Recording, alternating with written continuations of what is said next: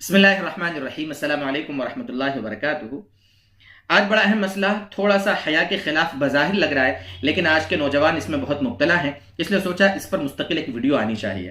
اصل میں 3-4 دن پہلے ایک صاحب کا فون بھی آیا کہ ہلکا سے چپچپا پانی بیوی سے ہنسی مذاق کرتے ہوئے نکل گیا تھا، تو کیا اس کی وجہ سے غسل فرض ہوگا؟ اصل میں بہت سارے لوگ اس میں کنفیوژن کا شکار ہیں، بڑے ان کے دماغوں میں خیالات اس بارے میں آتے رہتے ہیں کہ کیا ہوا، غسل واجب ہوا نہیں ہوا۔ آپ یہ کہو گے کہ غسل واجب نہیں بھی ہوا اور کوئی غسل کر لے تو کیا دقت ہے، یہ ہمارے دماغ میں آ سکتی ہے بات۔ نہیں میرے دوستو، ابھی کچھ مہینوں پہلے کی بات ہے، ایک صاحب مجھ سے مسئلہ پوچھنے لگے اور وہ کہنے لگے دن بھر میں 3-3 4-4 کبھی کبھی 5 مرتبہ بھی میں نے غسل کیا ہے۔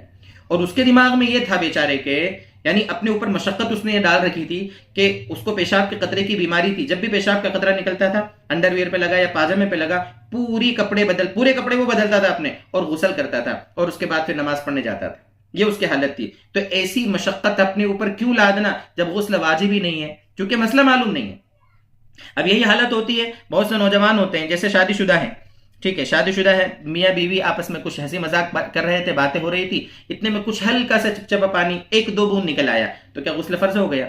بہت سے گندی عادت والے لوگ ہوتے ہیں، غلط چیز دیکھنے سے، غلط سوچنے سے، غلط سننے سے، یا بہت سے لوگ ہیں جن کی شادیاں نہیں ہوئی اور گرل فرینڈ بنا رکھی ہے، اللہ معاف کرے، اللہ ہدایت دے، سمجھ دے، اس سے بات کرنے، ہنسی مذاق کرنے میں ہوا یہ کہ کچھ چپچپا پانی آ گیا، تو کیا غسل فرض ہو جائے گا؟ دیکھیے میرے دوستو، پیشاب کے مقام سے مزی، ودی، منی، یہ سب چیزیں نکلتی ہیں، اور ان کے سب کے احکامات، اس کا مستقل ایک ویڈیو ہم نے چینل پر اپلوڈ کیا ہوا ہے، پرانا ہے، تقریباً 3 سال پہلے اپلوڈ کیا تھا، آپ چینل پر سرچ کر کے اس کو دیکھ سکتے ہیں، اس میں ہم نے ساری چیزیں سمجھائی ہیں۔ آج صرف مجھے جو بتلانا ہے، یہ جو چپچپا پانی ہے، جو شہوت مطلب یہ کہ اندر جسم میں ابھرتی ہے اور کسی سے الٹی سیدھی باتیں ہوتی ہیں یا ہنسی مذاق بیوی سے کرنے میں، یہ جو نکل آتا ہے نا، 1-2 بوند چپچپا سا پانی نکل آتا ہے نا، تو اس کی وجہ سے غسل فرض نہیں ہوتا۔ یہ مزی ہے، یہ منی نہیں ہے۔ مزی ناپاک ہے، اس کی وجہ سے وضو ٹوٹے گا۔ جس جگہ پر یہ چپچپا پانی انڈر ویئر وغیرہ میں لگ گیا، اتنی جگہ دھونا ضروری ہے، عضو کو دھو لیں گے، ہم پاک ہو جائیں گے۔ پورا غسل کرنا ضروری نہیں ہے۔ ہم کیوں اپنے اوپر مشقت ڈالتے ہیں اس طریقے سے؟